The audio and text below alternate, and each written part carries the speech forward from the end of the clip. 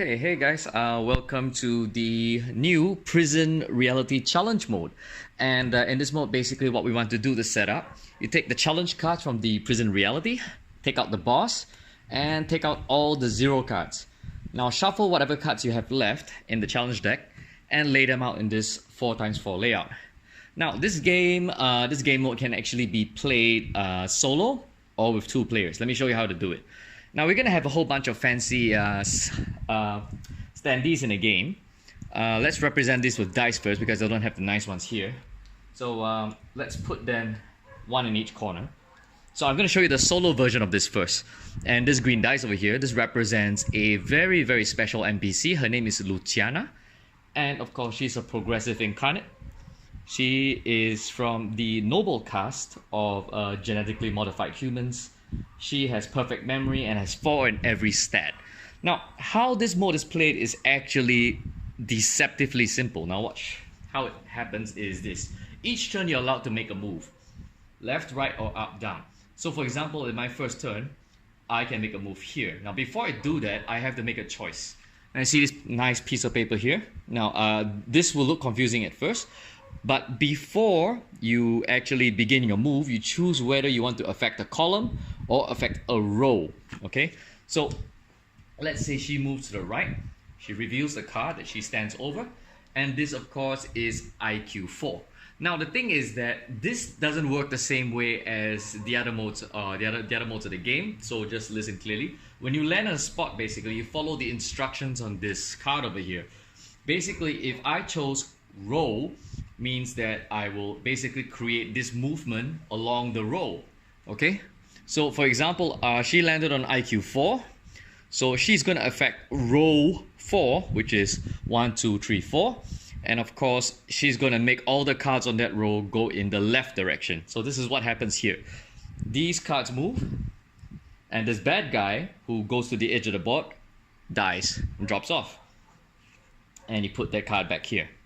Now what happens is that she can come back to this card and affect that movement again, whether be it a column or row. Let's do another one. She moves over here and she reveals EQ 4. Now I want to do a column movement now. So this affects column 4, okay? And EQ basically makes the column go down. So we'll move the entire column down and put this card to the top, okay? Now you're wondering, how do I win this mode? This mode is simple to win. You just need to achieve a straight line of the same color. Blue, blue, blue, blue, or red, red, red, red, green, green, green, or white. Okay, whether it is horizontal or vertical. So this solo mode basically takes some time to complete. And what you want to do is to keep moving and keep revealing cards. Now let's go over here.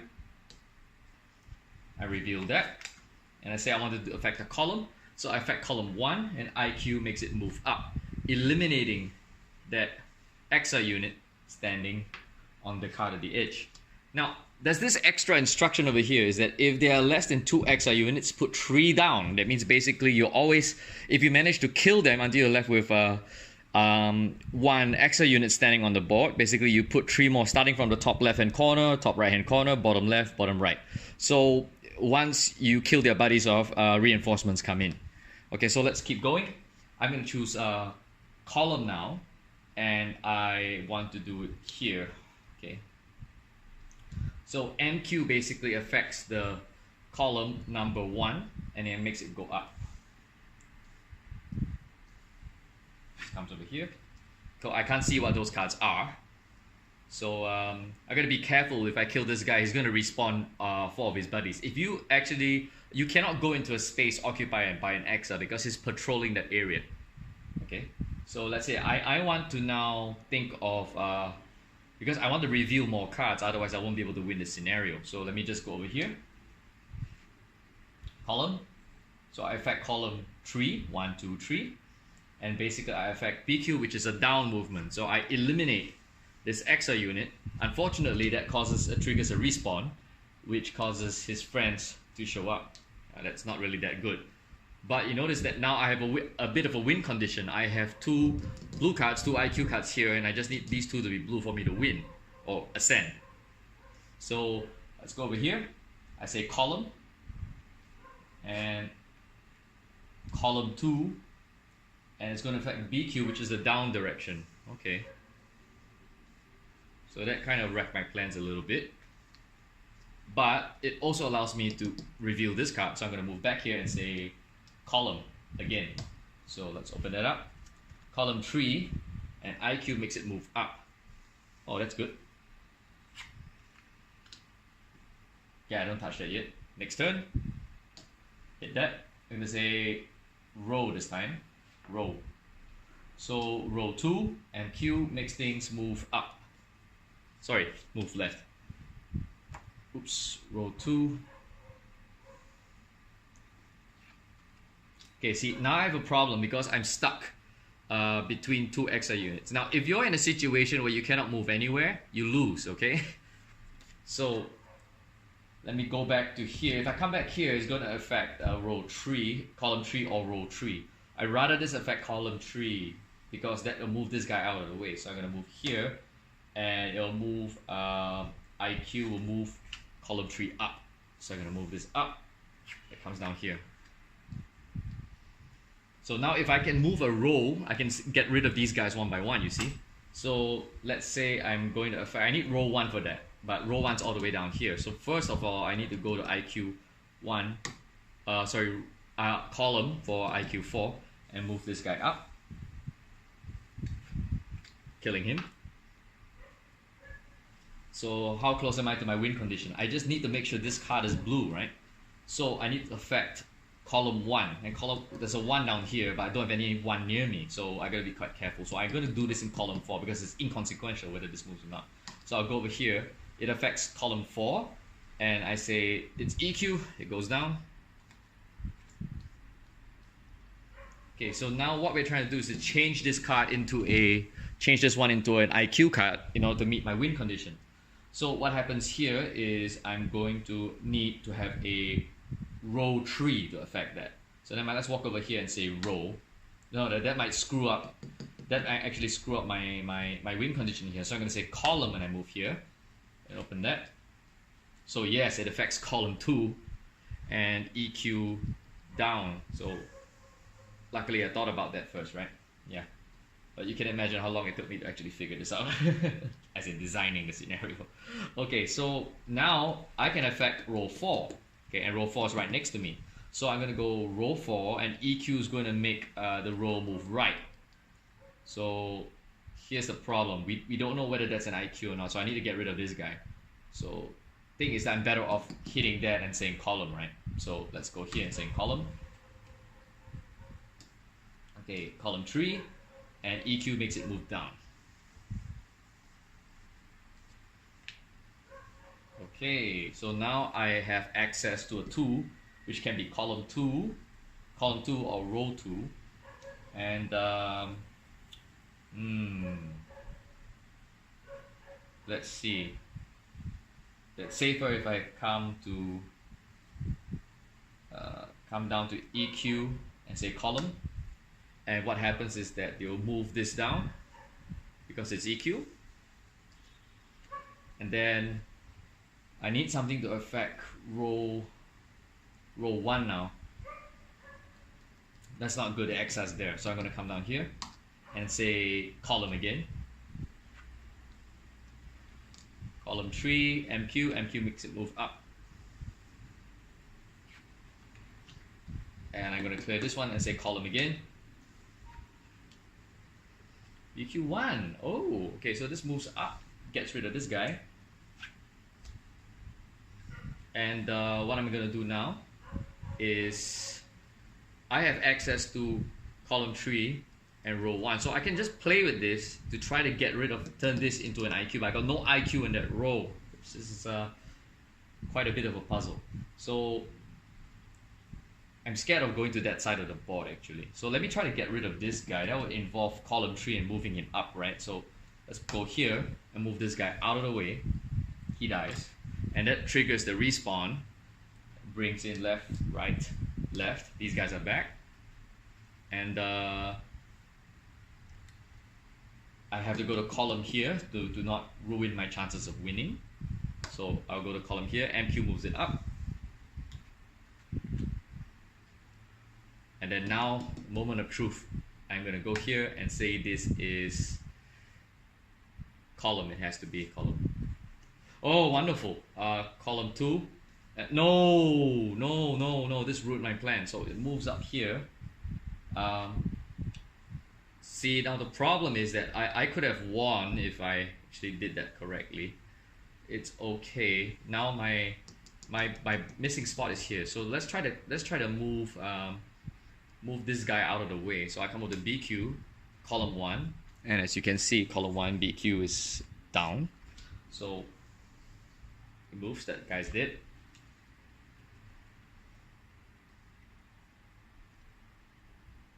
Okay, so what are my winning chances? Now I have 3 MQs in a row here. I'm just missing 1 MQ there. And I have 3 IQs, but this guy is in the way. So if I move here and say this is a row, what will happen? These 3 cards are MQ, and it'll move the MQ is a left movement, so it'll move this card over here, which is great. So I'm going to go here, it'll move that here, and it'll move this unknown card over there. Alright, and of course my next move would be to move here and say column. Hopefully this does not bite me in the butt. Oh, okay, column 4, and BQ, it's a downward movement, so it moves me too. Okay, okay. So there are no MQs here, so this win condition is really hard to achieve. My 1 missing IQ is over there, and I still have 2 unknown cards over there. So I need to get my way to reveal that over there. So how do I do that? So I'm gonna go IQ column. So move that up over there, and then I go to here with FX column 3 if I do that correct. So I'm gonna go here and go column again, and it goes that way.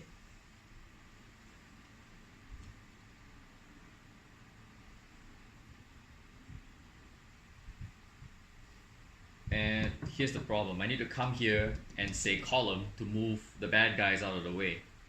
So come here and say column. Come here and say column.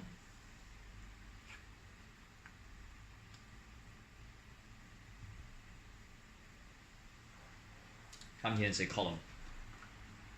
MQ4. Okay, MQ is an upward movement. So I have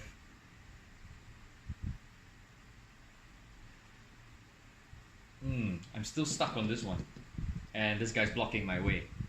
So let me think. Let's say if I affect row 3, that will not be good for me, because what will happen to row 3 is that it will shift. It will shift to the left.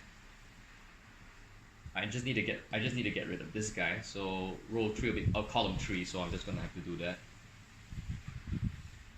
And then what I'm gonna do is that I'm gonna go column 1, column. I choose column, so that moves up, kills that guy. So I need to get this guy off the board without causing another respawn. So if I go here and choose column on row 4, on column 4, it's going to move this guy out of the way, and it will respawn because there's only 1 extra unit left on the table. So what I'm going to do is I'm going to do the safe option and go here, which affects this column, and go column, and it will move me down, wouldn't it? Yeah. Hey, no, sorry, MQ goes up.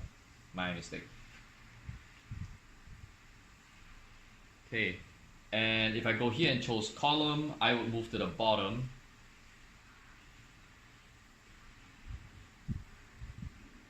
Okay, let's see.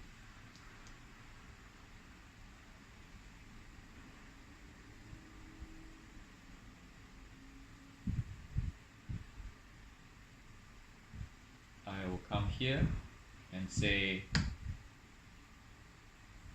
column, sorry, row, I should do row. So row MQ is a left movement.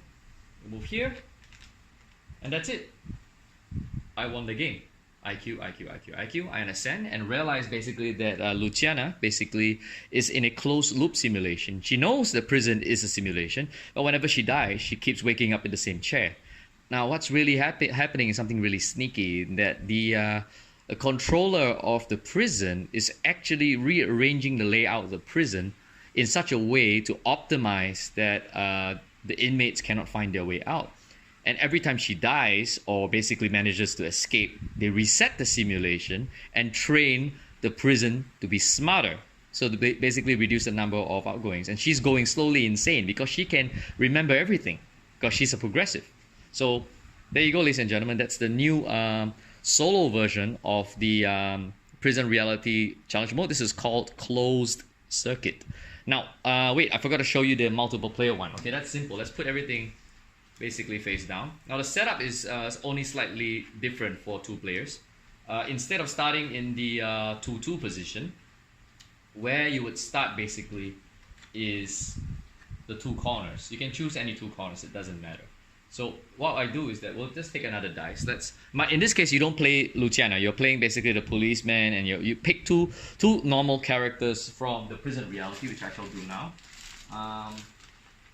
Let's pick. Hang on a second, guys. Let's pick the journalist and the politician, shall we? So it doesn't matter which two. So what you do basically is to pick these two characters, and these are two different players, and you both start out in the two corners, and the 4 extra units are down here. And whenever they respawn, they'll just respawn left, right, left, right in these 4 corners, when there's only one of them left. So they'll just take their turns. You can only do 2 players with this. I tried to design it so you can handle 3. Does not work. So we'll just move it over here. Okay, this is 4BQ. It goes down over there, and this player goes. It's gonna go here, and it goes row, and it opens that up, and row 2, and IQ makes him move left. So I don't need to play this whole thing through. I think you more or less figured out how this works. Basically, the player that ends his turn with 4 colors in a row basically ascends. Okay, there's no victory points and there's no treasure here. So this is basically a rather short scenario. I could create a version with treasure in as well, but I think it will take away basically from the feeling of this particular scenario. Thank you. Simulation Theory board game. Exit your reality. Find the exit. Back the Kickstarter.